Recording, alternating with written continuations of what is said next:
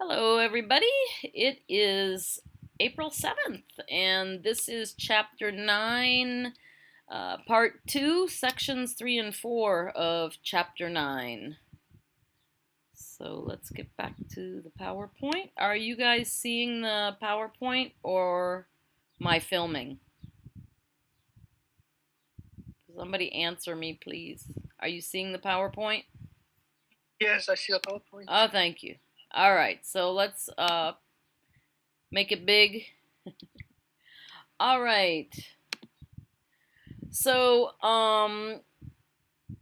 buenas tardes, hoy es el 7 de abril y esta es la segunda parte del capítulo 9 del texto. Cubre las secciones 3 y 4. So, seguimos con la revolución industrial. Durante este tiempo, el gobierno federal promulgó una revolución en el transporte. So we're continuing with the Industrial Revolution in the Northeast. And during this time, the federal government promoted a revolution in transportation. So they funded public highways. One of these, which opened in 1811, was the Cumberland Road, and this was a highway. Now remember, they're not driving on these with high-speed cars, but still, you've got enough people transporting goods back and forth, and maybe, people are moving away from the eastern seaboard, so people might have relatives further west that they'd like to go visit every now and then. So this Cumberland Road was a highway that went from Maryland all the way to Illinois. And that's pretty far. And this allowed people, one, to move out further, move further west and still maintain connections. And of course, it allowed trade. In New York, the government sold charters to private people to make turnpikes, which they still have in New York, which is basically, what we've kind of got now, the toll roads. So a turnpike in New York is like our Bay Bridge here, where you have to pay a toll to get on it. Um, and between 1810 and 1820, they went from 1,000 miles of highway to 4,000 miles of highway. And I'll show you a picture on the next slide. Okay, so el gobierno en promulgar la revolución en el transporte dio dinero para crear carreteras públicas. Por ejemplo, el Cumberland Road, que fue una carretera que iba de Maryland a Illinois. So, eso es muy importante porque, y en 1811, perdón. Y eso es muy importante porque eso permite que más gente se traslada al oeste, permite a esa gente que está ahí mantener contacto con el este y permite claramente la transferencia de bienes y recursos. En Nueva York, el gobierno dio permiso a compañías privadas crear lo que se llaman turnpikes. Todavía hoy en día son carreteras de paga que todavía existen. Es como nuestros puentes que tenemos aquí que tienes que pagar para pasar. Aumentaron entre 1810 y 1820, aumentaron de 1,000 millas de carretera a 4,000 millas de carretera. Otra cosa que promulgaba el gobierno fueron los canales. Los canales proveían una manera más rápida y barata de transportar los recursos y bienes. Y también gente. La gente podía viajar en los buques que iban en los canales. El más famoso es el Erie Canal, que va de Nueva York al lago de Erie y así conectaba el mar Atlántico con los lagos grandes. Vamos a ver un video corto después de la presentación. So, the government also funded canals, and canals were a really amazing form of transportation. That's via water, right? So they provided a faster and cheaper way to transport resources and goods and people as well. People could travel on them as well. The most famous of these canals is the Erie Canal that goes from New York to Lake Erie and connects the Atlantic Ocean with the Great Lakes, which you'll see becomes very important. I'll talk about that in a little bit. And there's going to be a video that we'll watch about the Erie Canal, a short one after this. Okay, los ferrocarriles. So, a finales de los 1820, el locomotor de vapor reemplazó los locomotores de caballos. Al principio, el locomotor tenía un caballo jalándolo. En las vías, sí, de tren, pero con caballos jalando a los locomotores. En los 1820, cuando el locomotor de vapor reemplazó a los caballos, ya se podía viajar mucho más rápido. Por ejemplo, se podía viajar 12 millas en 25 minutos, que era muy rápido. 25 millas por hora es lo que se podía viajar, lo que ahora, hoy en día, se nos hace muy lento, pero en aquellos tiempos era rapidísimo. Inevitablemente, el crecimiento de los ferrocarriles resultó en el crecimiento de las industrias del carbón, el hierro y el acero. Necesitaban hierro y acero para hacer los locomotores, para hacer las vías. Necesitaban el carbón para hacer funcionar, para darle poder al locomotor de vapor. Okay, so the other thing that was happening, and this was usually private companies that did this, was railroads. They were making railroads. The big thing that got the railroads going was that at the end of the 1820s, the steam engine replaced the horse-drawn engine, locomotive. And so steam engines could go much faster. They could go 25 miles an hour, which a horse could not. And so this made travel much faster for people. Of course, to us, that sounds very slow, but in those days, that was very, very fast. Inevitably, of course, as the railroads grew, it resulted in the industries of coal, steel, and iron growing as well, because they needed these things. The coal was needed to power the locomotive, and of course then to power the factories where they made the iron and the steel as well, as we saw in the videos the other day. So it's a cycle, right? They all support each other. As one grows, the others grow. When you need more coal, iron, and steel, you need more trains to take it too, right? So it's a self-growing industry. Las vidas de la gente cambiaron. Hubo nuevos trabajos. Viajar se hacía más fácil o se hizo más fácil. Había menos aislación en el campo, ya que la gente podía moverse de un lado para otro más fácilmente. Llegaban circos, llegaban los vendedores, ¿cómo se llamarán en español? Pues los vendedores ambulantes, pues, móviles. Llegaban anuncios y cartas y I can't think of what the word for newspaper is. I can't believe it. Las noticias también llegaban más fácilmente. So with this revolution in transportation, people's lives changed. There were new jobs, of course.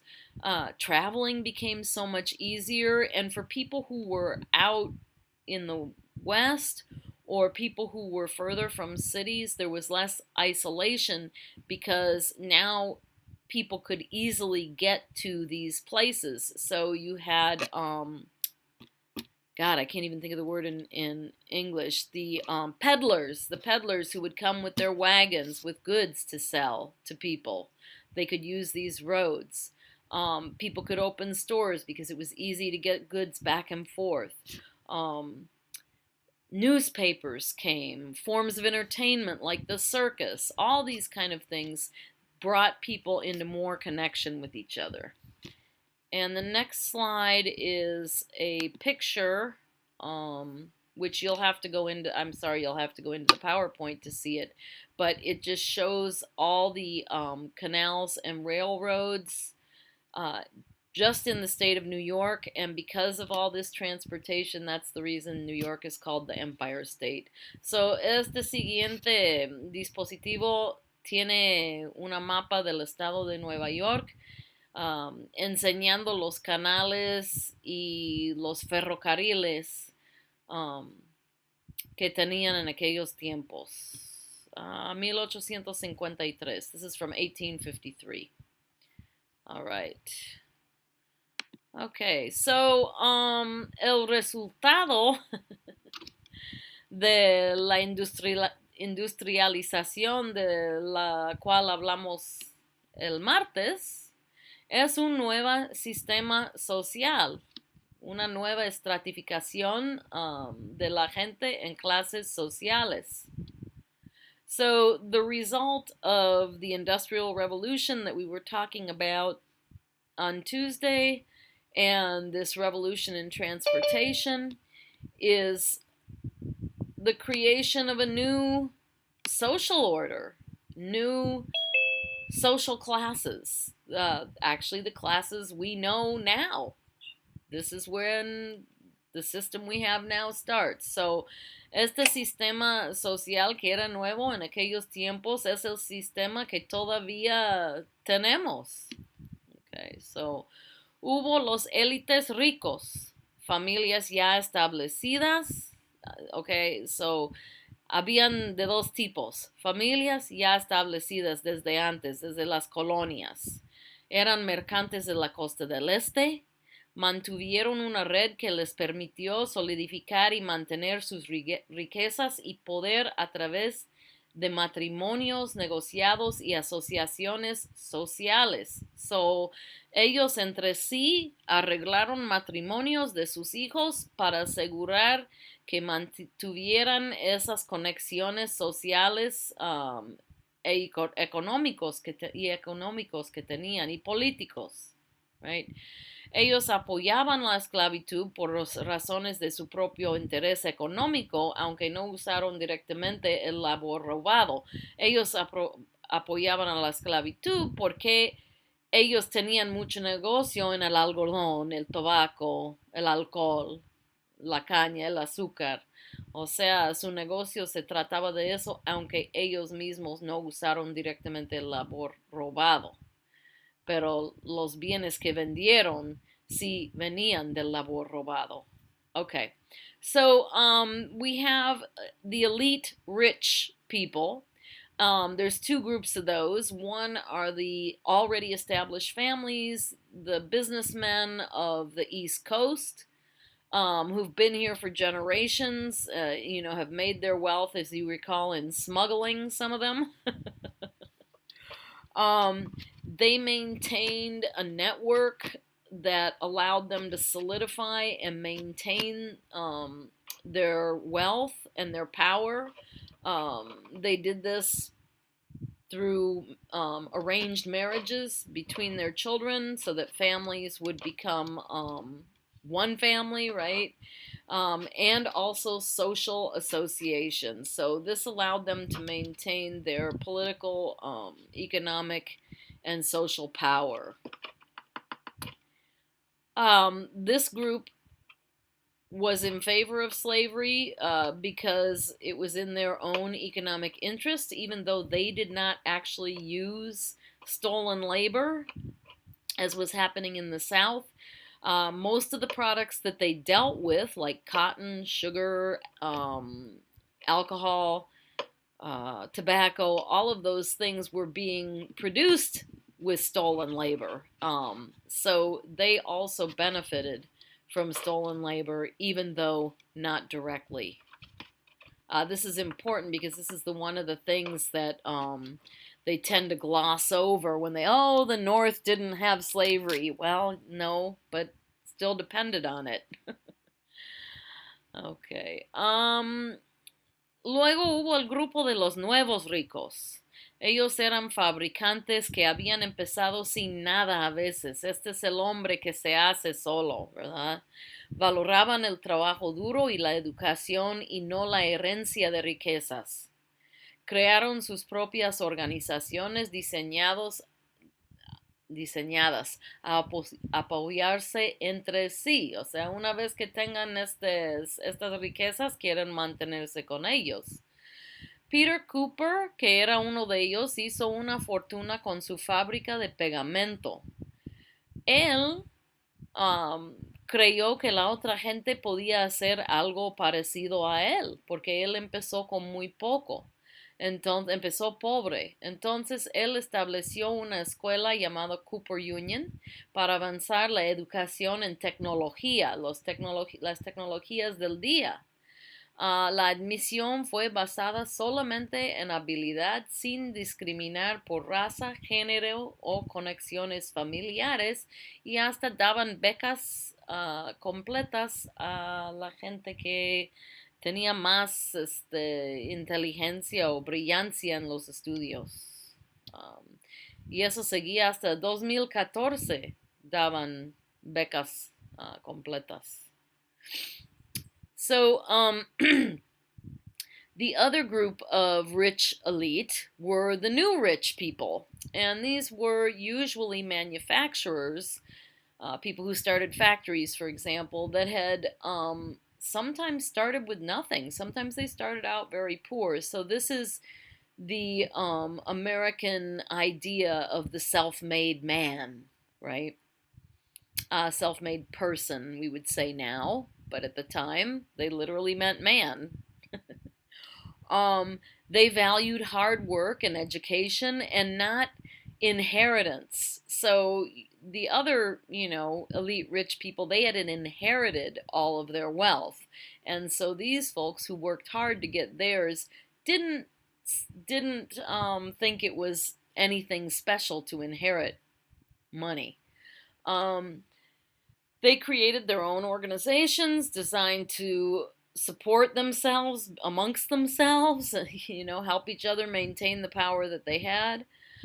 There was one person whose name was Peter Cooper who made a fortune with his glue factory, and he started out very, very poor. So he had this notion of, getting an education and working hard and being able to make something of yourself, right? Have and make good money, become rich and powerful, right? So he established a school called Cooper Union to advance education in the technology of the time, in technology. And the admission to this school was based only on ability. There was no discrimination against race, gender, or family connections. So anybody could go.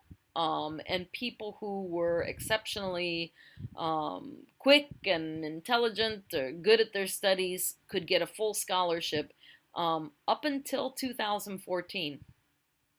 This policy of the full scholarship for some people was in place until 2014, not that long ago. All right, la clase media. So, la clase media se forma de los que antes eran artesanos, también los nuevos ricos, pero los nuevos ricos pudieron amasar más riquezas a través de lo que hicieron ellos. También artesanos tenían tiendas pequeñas o fábricas y eran de la clase media, formaban la clase media. Su cultura era uno de trabajo duro, disciplina, moralidad y educación. Solían ser en contra del consumo de alcohol.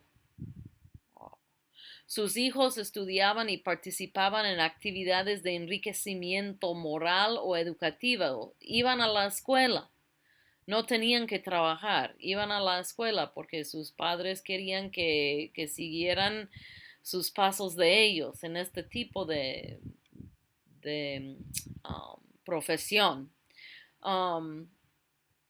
las mujeres trabajaban en sus casas criando los hijos y manteniendo el orden. So, también tenían esa idea de la limpieza, de la disciplina, de la moralidad, y la mujer estaba en la casa enseñando todo eso a los hijos y manteniendo un mundo aparte para la familia, que era muy sana, que un mundo muy sano. Um, en su mente de ellos. Uh, Tendían ver, los de la clase media, tendían ver la esclavitud como algo amoral que promocionaba una vida de ocio. So, como ellos creían que una vida buena era una vida de trabajar y de disciplina, veían a la sociedad de la esclavitud y cómo la gente blanca vivía del labor de la otra gente de una manera extrema. Y eso decía que era algo amoral. So, muchos de ellos sí se hicieron abolicionistas. All right. We have the middle class. So the middle class comes from the artisans. The new rich people also can come from artisans, but somehow whatever they were doing, they managed to get more money doing it. The middle class, though, they might have small factories or a shop or, probably doctors and lawyers. Um, their culture was one of hard work, discipline, cleanliness, morality, and education. They believed in education. Their kids studied and participated in activities that would enrich them morally or in terms of their education, perhaps sports and things, but with the idea of being the team player, this kind of thing. That sports is also moral education. That's what I'm trying to say.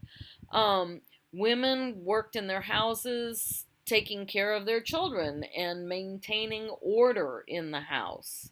um, they were responsible for helping to pass on these ideas of hard work, discipline, morality, and also for creating a world apart. There was this idea that the man went out into the crazy public world, and when he got home, he needed this refuge away from the world, and that was kind of her responsibility to create that refuge. They also tended to see slavery as something that was immoral because they said that it promoted a life of leisure. And oops, what did I do? Sorry. Um, and as we know from the beginning of this, they were not, they didn't agree with a life of leisure. They felt that people should work hard and be disciplined. Oh, they also tended to be against the consumption of alcohol and join temperance societies to to make alcohol illegal, which did eventually happen for a few years. Ok, y la clase trabajadora. Ellos intentaron mandar sus hijos a la escuela y evitar la necesidad de que sus esposas trabajaran, pero muchas veces necesitaban que toda la familia trabajara, como vimos en el video del otro día, con los niños trabajando en las fábricas, la mujer y los niños trabajando en las minas de carbón. Les pagaban menos, pero la familia necesitaba el ingreso de todos. También para ellos, cuando había depresión económica como el pánico de 1819, ellos eran los más afectados, los más heridos por esas depresiones económicas. Sin embargo, ellos influyeron mucho sobre la cultura popular. A veces sí tenían un poco de dinero de gastarse en entretenimientos o quizás en materiales para leer. Entonces hubo entretenimientos como un museo de cosas raras que abrieron para entretener a la clase trabajadora.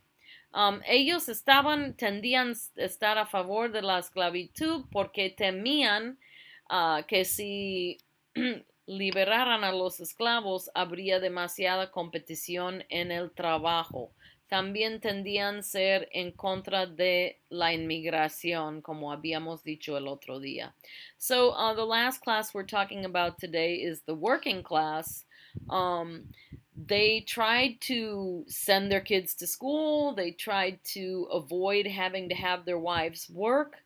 But many times it was necessary that everybody in the family work, as we saw in that video the other day, where you had women and children going down into the coal mines, or you had the young children in the textile factories doing cleaning, putting their lives in danger. So this was kind of the life of the working class. They wanted to send their kids to school, but could not always do it because they needed their income. Despite these difficulties, they still had a great influence on popular culture because as wage earners, sometimes they had a little extra money and they would go to popular attractions. One that's mentioned in the textbook is P.T. Barnum's Museum of Rarities or Strange Things or something like that. So and I'm sure in reading material and other things, they probably also had an influence. They tended to be in favor of slavery because they were afraid that if slaves were freed, there would be more competition for few jobs. So the same kind of things that we still hear people saying now, they also tended to be anti-immigration, as we mentioned the other day, for the same reason, because they didn't want competition on the job. Competition keeps the salaries down, right? And also makes it hard to find a job.